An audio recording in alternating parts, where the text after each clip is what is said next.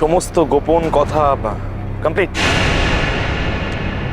আচ্ছা আলো, আমাকে একটা কথা বলো তো, মানে তুমি সুহানিকে কতদিন ধরে চেনো, কতটুকু বা জানো যে আমাকে দূরে থাকতে বলে তুমি সুহানির সঙ্গে আলাদা করে কথা বলতে গেলে? হ্যাঁ,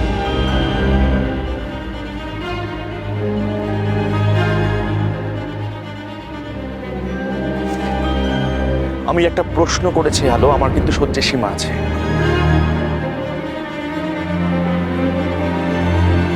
বলা যাবে না। মানে বলা যাবে না মানেটা কি? আলো, আমি কিন্তু বেশ বুঝতে পারছি সুহানি তোমাকে একটা নতুন ট্র্যাপে ফেলার চেষ্টা করছে, আর আমি সেটা হতে দেব না।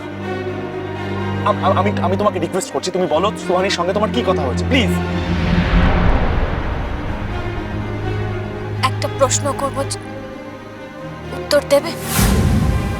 কি? আমাকে ভালোবাসো? একই প্রশ্ন বারবার কেন করছো আলো? আজ পর্যন্ত আমি এমন কিছু বলেছি যাতে তোমার একবারের জন্য মনে হয়েছে যে আমি তোমাকে ভালোবাসি না? আলো, আমি তোমাকে নিজের থেকেও বেশি ভালোবাসি, প্লিজ।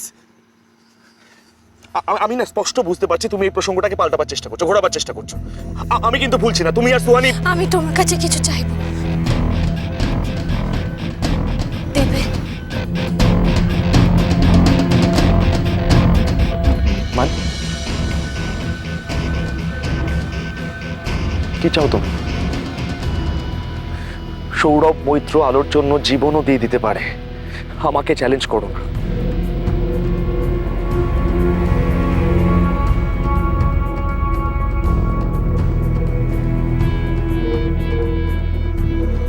একটা কথা দেবে? একদিন যদি আমি এমন কিছু চাই যা তুমি সহজে দিতে না পারো, অন্তত এই প্রতিজ্ঞাটা মনে রাখবে।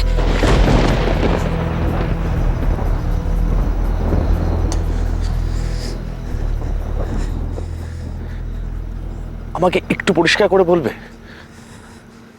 তুমি কি বলতে চাইছো? আমি কিচ্ছু বুঝতে পারছি না।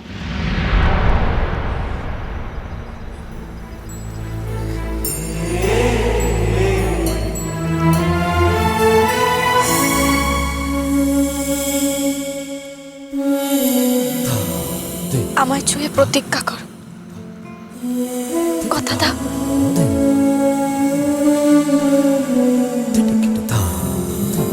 কি হলো, এভাবে তাকিয়ে আছো?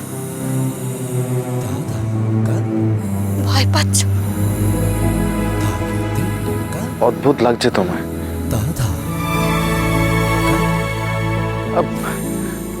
অনেক রাত হয়ে গেছে, চলো বাড়ি চলো। এবার তো দেখছি তুমি কথা ঘোরাচ্ছ। কথাটা দিলে না তো?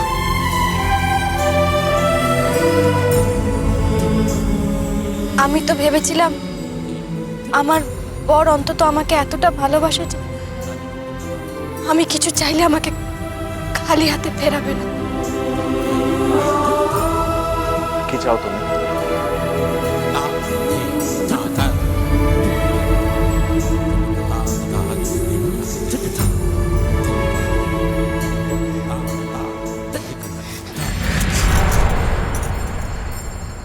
আলো,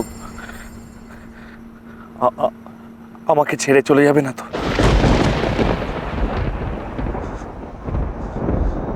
ছেড়ে যাবার কথাটা মুখ দিয়ে বেরিয়ে গেল না,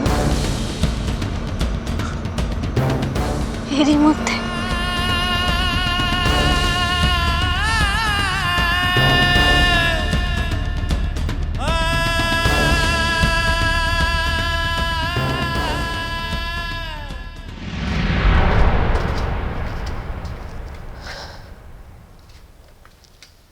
এই নাও, কফিটা খাও, বেটার লাগবে একটু।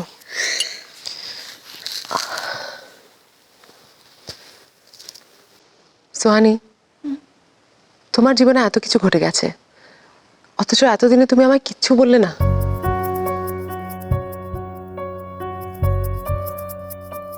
রিঙ্কি, আলো এত প্রমাণ প্রমাণ করছে কেন বলো তো?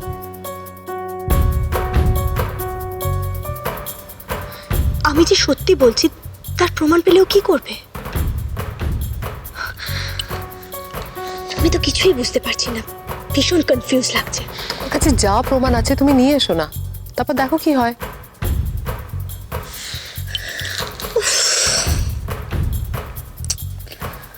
আচ্ছা, ওর তো এখানে এসে আমাকে উল্টোপাল্টা কথা বলা উচিত ছিল, আর তাছাড়াও এসেও ছিল আমাকে কথা শোনাতে। লেকিন अचानक আমার কাহিনী শোনার পর ওর কি হলো? আমি বুঝতে পারছি না তুমি আলোকে নিয়ে এত ভাবছো কেন। তুমি এখানে এসছো তোমার হাজবেন্ড আর তোমার মেয়েকে ফিরে পেতে, তুমি ওদের নিয়ে চিন্তা করো। তুমি তো পুরো ব্যাপারটা সৌরভকে খুলে বলেছো। না রিঙ্কি, না, ব্যাপারটা শুধু এখন আমার আর সৌরভের মধ্যে নেই, এর মধ্যে এখন আলো এসে গেছে, আর ওর অস্তিত্বটাকে আমি ডিনাই করতে পারবো না। উপর থেকে ও যতই নরম দেখতে হোক না কেন, ওর ক্ষমতাটা আমি বুঝতে পারছি, আর সেটা আমি সহ্য করতে পারছি না।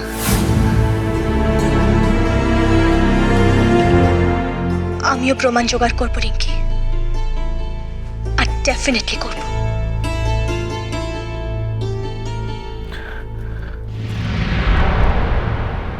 ছাড়াছাড়ি কথাটা কিন্তু আমার মুখ থেকে এমনি এমনি বেরোয়নি আলো। আমি আমি কেন জানি না, তোমার আচরণ, তোমার হাবভাব, তোমার কথা শুনে আমার আমার এমনটাই মনে হলো।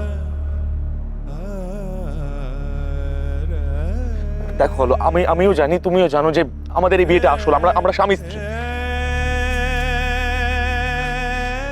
আলো, সুহানি কিন্তু এটাকেই চ্যালেঞ্জ করছে, আর আমি ভাবলাম যে আমরা এই সম্পর্কটাকে বাঁচাবার জন্য দুজনে একসঙ্গে লড়ব। তুমি তো তাই চেয়েছিলে, বল? তাই তো চেয়েছিলে তুমি। আমি যে কারণে সুহানির সামনে তোমাকে এনে দাঁড় করালাম, তো আজ কেন হেয়ালি করছো? Hello, please.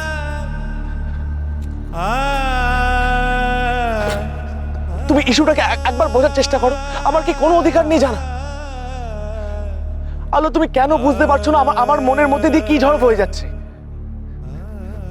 তুমি খেলাটা খেলো না আমার সঙ্গে, প্লিজ আলো। আমি তোমায় নিয়ে খেলবো সৌরভ।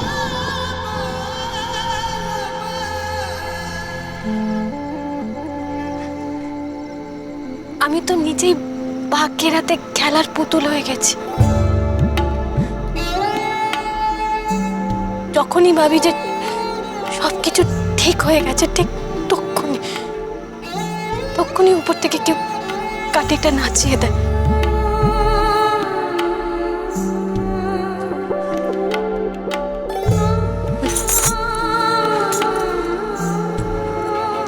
ছাড়ো এসব কথা, আমার আর ভালো লাগছে না ভাবতে।